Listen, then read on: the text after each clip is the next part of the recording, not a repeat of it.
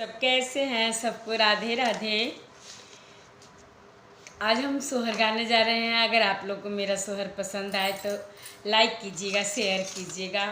और सब्सक्राइब भी कीजिएगा। जो पहली बार चैनल पे आएंगे सब्सक्राइब कर देंगे। तो हम सोहर की तरफ चलते हैं। सबको राधे राधे। राम नगर के राजा होता गावा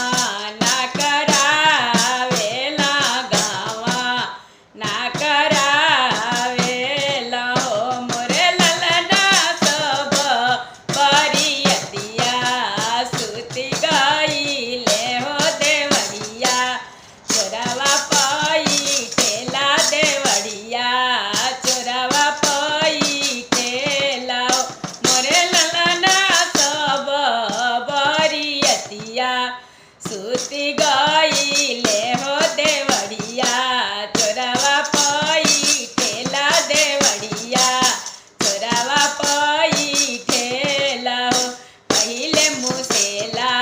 सिर सिंदूर नयनवा भरी काजर नयनवा भरी काजर हो मोरे ललना फेरे ला बदना पर हाथ हो गर्भ रही गईले हो गर्भ रही गईल नी हो मोरे ललना फेरे ला बदना पर हाथ हो गर्भ रही गईले हो गर्भ रही गईलनी हो पहिले मुसेला सिरावा सिंदूर नयनवा भरी काजर नयनवा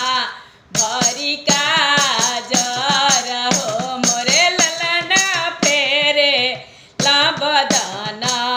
पर हाथ हो गर्भ रही गईले हो गर्भ रही गईलनी